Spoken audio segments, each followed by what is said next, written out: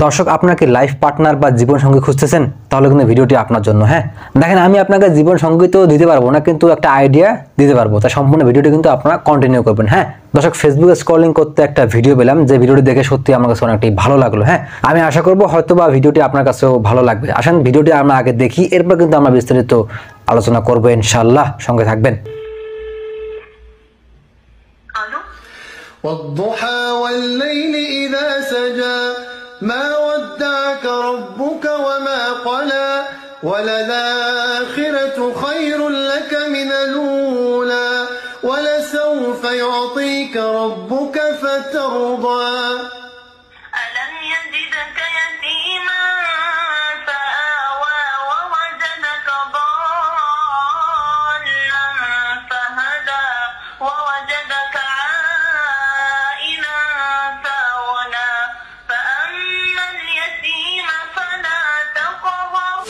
দর্শক, ভিডিওটি দেখে আপনারা কি বুঝতে পারলেন? যে একটা যুবক তার পার্টনার বা তার জীবন সঙ্গীকে ফোন দিলেন, ফোন দিয়ে তিনি এই পাশ থেকে সূরা দোহাটা অর্ধেক পড়লেন এবং বাকি অর্ধেক সে ওপার থেকে সে মেয়েটি বা তার জীবন সঙ্গীটি পড়লো, তাই না? তো বিষয়টা কিন্তু সত্যি অনেকটি ভালো লাগার। হ্যাঁ, এরকম জীবন সঙ্গী কজনই বা পায়? সূরা দোহা নামে যে একটা সূরা আছে, এটা বর্তমান সময় মেয়েরা তো বলতেই পারবেন না, তাই না? আবার মুখস্থ করার তো দূরের কথা, তারা কি সূরা মুখস্থ করবে নাকি গান মুখস্থ করবে? কোনটা বলেন তো দেখি? তারা এই যুগের মডেল মেয়ে, তারা কি আর সূরা মুখস্থ করবে? তারা মুখস্থ করবে গান, তারা লিপসিং করবে, টিকটক করবে, ফেসবুকে কাপল ভিডিও করবে, তাই না? তারা তো আর কোরআন হাদিস সম্পর্কে জানবে না, তারা তো আর সূরা কিরাত মুখস্থ করবে না, তাই না? তো দেখেন, ভিডিওটি দেখার পর সত্যি আমার কাছে অনেকটি ভালো লেগেছে, যার কারণে কিন্তু ভিডিওটি নিয়ে কথা বলতে বসলাম। হ্যাঁ দেখেন দর্শক, এটা সত্যিতে বর্তমান যে ভয়াবহ একটা জামানা যাচ্ছে, এই জামানায় কিন্তু এরকম মেয়ে পাওয়া বা এরকম লাইফ পার্টনার পাওয়া কিন্তু খুব বেশি কঠিন একটা বিষয়, তাই না? কেননা বর্তমান সময় মেয়েরা একটু বুঝা হলে, একটু জানতে শিখলে তারা কি করে? মোবাইল কিনে টিকটক শুরু করে দেয়। হ্যাঁ, এরপর ফেসবুকে ভিডিও তৈরি করা শুরু করে দেয়। এরপর যখন বিয়ে হয়, বিয়ে হওয়ার পর তার স্বামী নিয়ে কাপল ভিডিও করা শুরু করে দেয়।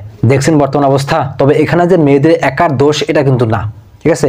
মেয়েরা বিয়ের আগে যা করে করুক সেটা বড় কথা না, কিন্তু বিয়ের পর যে ছেলেটার সাথে তার বিয়ে হলো, যদি সেই ছেলেটা দিনদার হয়, ভালো হয়, তাহলে কিন্তু তার স্ত্রী ভালো থাকবে অবশ্যই।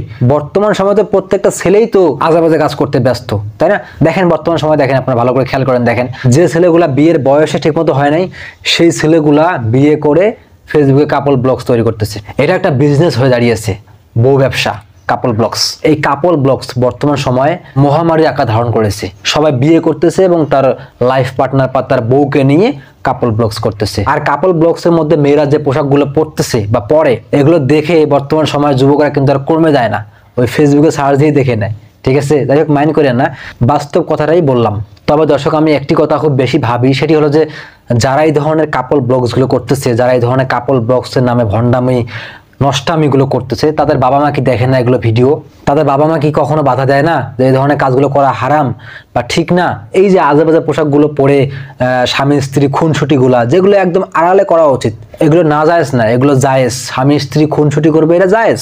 পাবলিক প্লেসে না, পাবলিক প্লেসে না, এটা আপনারা আপনাদের রুমে গিয়ে আপনারা স্বামী স্ত্রী খুনসুটি করবেন, এটা জায়েজ, এটা ভালো কথা। কিন্তু আপনারা এই যে খুনসুটিগুলা পাবলিক প্লেসে এসে, ভিডিও বার্তায় এসে মানুষদের দেখাচ্ছেন, এটা আসলে কতটুকু মানে কার্যকর হতে পারে? এটা আসলে কতটুকু যৌক্তিক? একটু ভাবেন। আমার মনে হয় তাদেরকে সবসময় শয়তান লাড়া দেয়, যার কারণে তারা এই ধরনের ভণ্ডামি কাজগুলো করে। ইসলামের মধ্যে ব্যবসাকে হালাল করা হয়েছে, তাই বলে বউ ব্যবসা না, ঠিক আছে? বউ ব্যবসাকে কখনো হালাল করা হয়নি, এটা হারাম কাজ, এটা নাজায়েজ কাজ, এটা একদম জঘন্য কাজ, যে কাজটি ইসলাম কখনো সমর্থন করে না। সো এই কাজটি আমরা কখনো করব না।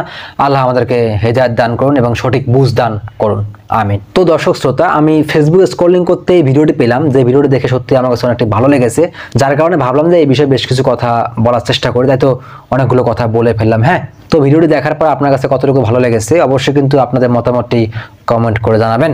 তো ঠিক আছে, আসেন ভিডিওটি এবারের মতো আমরা শেষ করি। ভালো থাকবেন, আল্লাহ হাফেজ।